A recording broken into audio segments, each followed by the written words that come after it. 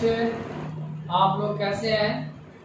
उम्मीद है इस कोरोना काल में आप घर पे बैठ के बहुत अच्छी पढ़ाई कर रहे होंगे। सारी वीडियो को देखिए और बहुत ध्यान से मेरी पढ़ाई कीजिए। वैसे उस समय बहुत कम है, इसलिए आपको अपनी पढ़ाई की स्पीड बहुत तेज़ कर लेनी चाहिए। अब आइए हम आते हैं अकाउंट सब्जेक्ट के फाइनल अकाउंट को। मैंने आपको पढ़ाया था फाइनल अकाउंट का। मैंने तीनों पोर्शन लाभ हानि खाता, ट्रेडिंग अकाउंट व्यापारिक खाता से करते हैं और चिट्ठा के मैंने आपको बहुत अच्छे से पढ़ाने की कोशिश की है। मुझे उम्मीद है कि आपने समझा भी बहुत बढ़िया होगा। अब आइए फाइनल अकाउंट के आधार पर कुछ, जब हम बुक को मेंटेन करते हैं तो कुछ त्रुटियां रह जाती हैं और उन त्रुटियों को दोबारा खातों में लिखना।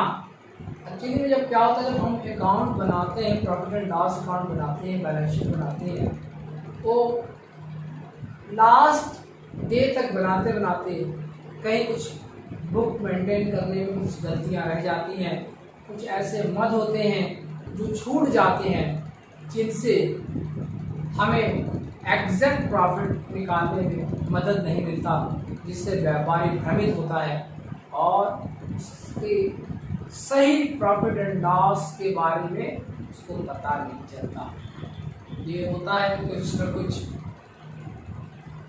बुक रखने के तरीकों में मिस्टेक होने से, या कुछ ऐसे मद हैं जिनको लिखना हम भूल गए, या फिर कोई ऐसा मद है जो बुक मेंटेन करने के बाद आया हो, वो इसी साल का हो लेकिन बुक मेंटेन करने के बाद आया हो और हम उसको मेंशन ना कर पाए हो।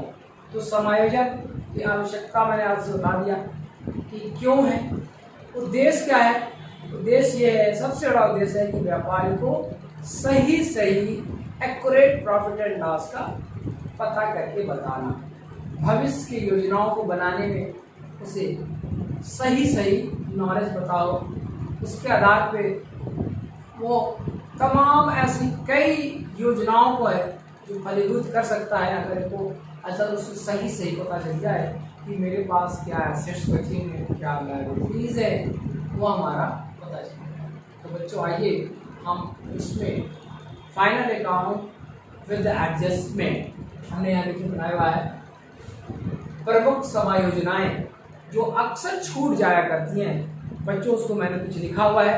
अब देखिए, पहला है अंतिम खाता, अंतिम रहतिया, जिसे क्लोजिंग स्टॉक कहते हैं। अदत्त व्यय, आउटस्टैंडिंग व्यय, पूर्वदत्त व्यय, उपार्जित आय, अनुपार्जित आय, ह्रास, जिसको डिप्रिसिएशन कहते हैं, ऋण पर ब्याज, इंटरेस्ट ऑन लोन, स्थगित लाभगत व्यय, डिफरेंस रेवेन्यू एक्सपेंडिचर। उसके बाद हम पढ़ाएंगे आपको बच्चों कि अप्राप्त बिल, अप्राप्त संदिग्ध ऋण बिल, देनदारों का के लिए संचय, लेनदारों के छूट, पूंजी पर ब्याज, आहरण पर ब्याज, ठीक है बेटा, और निजी प्रयोग के लिए माल का दान और नमूने में दिए गए कुछ हेडिंग, कुल मिला के 15-16 हेडिंग होता है, जो अक्सर अकाउंटेंट के द्वारा या तो छूट जाया करता है, या वो जब प्रिपरेशन करने बैठता है उस वक्त उसका वैल्यू पता चलता है कि ये हमारे मेंशन करने में, हमारे प्रॉफिट एंड लॉस बनाने में, या व्यापारिक खाता बनाने में, या चिट्ठा बनाने में छूट गया हुआ है। तो उसको क्या करता है कि वो जब फाइनल कहते हैं कि प्रॉफिट एंड लॉस अकाउंट बन जाता है और चिट्ठा बन जाता है, उसके बाद तलपट में नीचे जैसे क्वेश्चन दिया रहेगा, क्वेश्चन में दिया रहेगा कुछ विशेष समायोजनाएं करने से रह गए हैं, इसे भी समायोजित करें। ठीक है, तो अंतिम खातों में समायोजन के साथ हम आपको पढ़ाएंगे। तो पहले कुछ बच्चों कुछ मद है, मैं उसको पहले पढ़ा देता हूँ, उसके बाद आपको समायोजन से संबंधित क्वेश्चन लगेंगे। पहला देखिए आता अंतिम रहतिया। अंतिम रहतिया जब अकाउंट बनाते बनाते तक जो माल शेष रह जाता है, शेष माल रह जाता है अकाउंट बनाते वक्त, अकाउंट को क्लोज करते वक्त, चिट्ठा बनाते वक्त जब कुछ अंतिम रहतिया बाकी रह जाता है उसका मूल्यांकन किया जाता है। या तो इसका मूल्यांकन सबसे कम रेट पे किया जाता है या फिर बाजार मूल्य जो प्रचलित है उस बाजार मूल्य से थोड़ा कम करके उसको किया जाता है। ठीक है, तो इसकी एंट्री हम करेंगे क्लोजिंग अकाउंट या टू ट्रेडिंग अकाउंट। ठीक है, being stock transfer to trading account कर लेंगे। ठीक है, कोई दिक्कत नहीं आपको। अब देखिए कभी कभी क्या होता है कि तलपट के अंदर जो होता है अंतिम स्टॉक दिया रहता है और कभी कभी तलपट के बाहर दिया रहता है। इसका आपको भेद समझना पड़ेगा। अगर तलपट के अंदर दिया हुआ है, ठीक है, तो इसका जो है समायोजन हो चुका है। अब इसको सिर्फ हमें बैलेंस शीट में दिखाना है, वो भी हमें बैलेंस शीट में किधर दिखाना है, एसेट साइड में दिखाना है। ठीक है, लेकिन अगर यदि बैलेंस आपको तलपट के बाहर नीचे दिखा हुआ है क्वेश्चन के अंदर, इसको समायोजित करें तो उसका ट्रीटमेंट हम करेंगे। आपको फर्स्ट हाफ उसका ट्रीटमेंट आपको मैंने बताया था कि इसका पहला ट्रीटमेंट करेंगे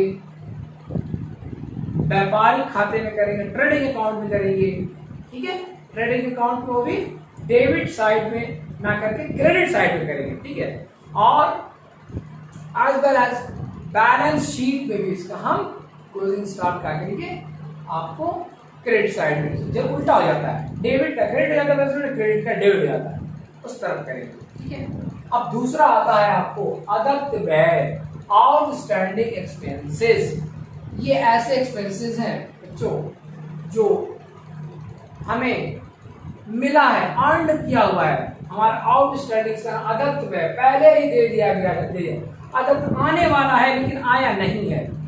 ठीक है, तो इसका भी हम ट्रीटमेंट अगर ट्रीटमेंट करेंगे तो पीएल में करेंगे, और एज वेल एज इसका हम जब हम इसका ट्रीटमेंट बैलेंस शीट में करेंगे तो इसका हम दायित्व पक्ष में इसका आउटस्टैंडिंग का हम आपको दिखाएंगे। पूर्व दत्त व्यय, प्रीपेड एक्सपेंसेस। प्रीपेड क्या है? जैसे मान लीजिए कोई मकान का किराया है, खाता क्लोज करने तक उस दिन आ गया, ठीक है, और कई सालों का आ गया, इसको पूर्वगत कहते हैं, पहले ही दे दिया आता है, ये पहले ही दिया हुआ नेचर है पूर्वगत। प्रीपेड है, प्रीपेड एक्सपेंसेस हियर टू क्या कहोगे बच्चों, इसको करेंगे इंश्योरेंस प्रीमियम पेड टैक्स। जैसे मान लीजिए प्रीपेड है, मान लीजिए कोई आपने मान लीजिए आपने इंश्योरेंस कोई पेमेंट करा है, ठीक है, आपने इंश्योरेंस पेड करा 1 साल का, लेकिन कुछ ऐसा है जो आपने बढ़ा के कर दिया, तो उसको पूर्व दत्त में आएगा। जो इस साल का इंश्योरेंस होगा वो तो कटेगा, जो पिछला है वो अर्न होगा, इनकम होगा, इसलिए वो लायबिलिटीज में एसेट्स के तौर पे दिखाया जाएगा। ठीक है, अब दूसरा आता उपार्जित, एक्रूड, कोई ऐसा इनकम जो हमने कमाया हुआ है, ठीक है, हमने ऐसा इनकम जो हमने कमाया हुआ है लेकिन अभी हमें वो नहीं मिला, इसको भी हम एक्रूड इनकम में दिखा के हम उसको चिट्ठे में दिखाएंगे एसेट्स के तौर पे, क्योंकि हमारी आमदनी हो जाती है। उसका था अनुपार्जित, अनअर्न इनकम, ऐसे इनकम जो हमने कमाया लेकिन वो दिख नहीं रहा है, ठीक है, तो उसको हम भविष्य के लिए सुरक्षित रख देते हैं और इसे हम चिट्ठे में भी दर्शा देते हैं। दूसरा आता हरास, उसको कहते हैं डेप्रिसिएशन। जैसे मान लीजिए हमने कोई मशीन खरीदा, उसका वैल्यूएशन हमने करा कि 10% हरास दिखाना है, ठीक है, 10% हरास दिखाना है, तो 10% हरास हम। अब दूसरी बात देखिए, पहले मैं चलता था आपको कि अगर ये तलपट के अंदर दिया हुआ है, तो आप समझिए इसका दोहरा लेखा प्रणाली के हिसाब से इसकी ट्रीटमेंट हो चुका है ना।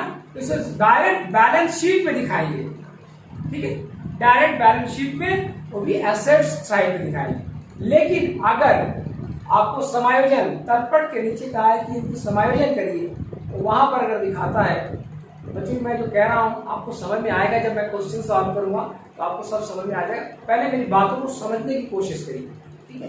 ह्रास के बारे में बता रहा हूं, अगर ये तलपट के नीचे दिखा है कि समायोजन करिए, ठीक है, तो इसको हम प्रॉफिट एंड लॉस में भी दिखाएंगे और एज वेल एज हम आपको इसको बैलेंस शीट में भी दिखाएंगे। प्रॉफिट एंड लॉस में दिखाएंगे इसको हम आपको डेबिट साइड में दिखाएंगे, ठीक है। डेबिट साइड में दिखाएंगे, जितना परसेंट दिया रहेगा उतना परसेंट ह्रास निकाल के इसको हम उसमें प्रॉफिट एंड लॉस में निकालेंगे।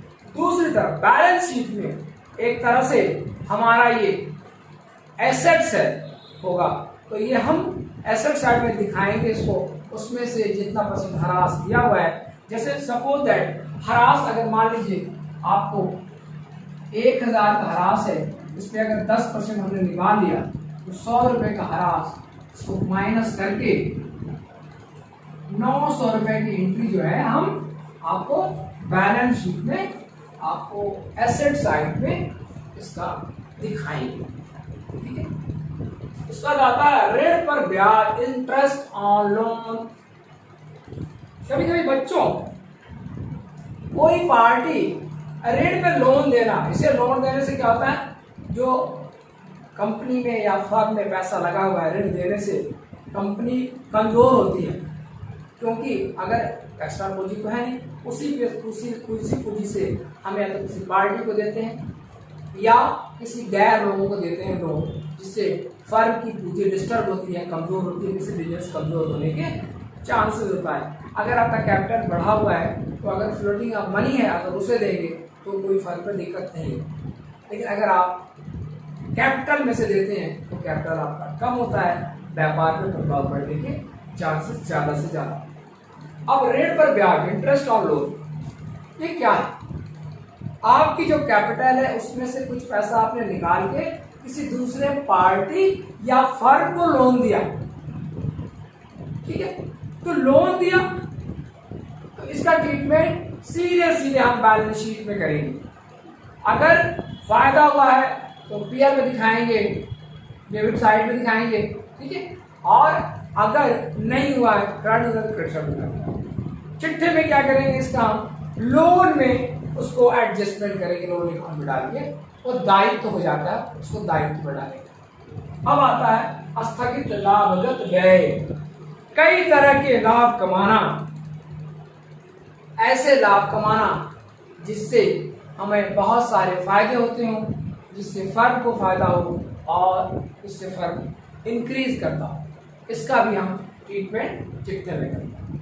बच्चों आपको कुछ और मदे हैं जो मैं नेक्स्ट चैप्टर में पढ़ाऊंगा, जैसे अप्राप्त ऋण, अप्राप्त तथा संदिग्ध ऋण, देनदारों पर के लिए, लेनदारों पर पूंजी पर ब्याज, आहरण पर ब्याज, निजी प्रयोग की माल का, उसका दान और नमूने का, ये सारा 8 पॉइंट मैं नेक्स्ट क्लास में आपको पढ़ाऊंगा। मैं आशा करता हूँ कि आपको एडजस्टमेंट का ये आपको समझ में आया होगा। अगर नहीं आता है तो कोई बात नहीं, एक बार और वीडियो देखिए, आपको मेरी वीडियो को देखने के बाद कुछ ना कुछ समझ में जरूर आएगा। और आप ये क्वेश्चन आप यूपी बोर्ड में जरूर आता है। आप अगर आपने मेरे पिछले वीडियो को फाइनल अकाउंट को ठीक से अगर पढ़ा होगा तो एडजस्टमेंट करने में आपको कोई दिक्कत नहीं। ठीक है बच्चों, इसके साथ मैं आज का वीडियो बंद करता हूँ। Thank you.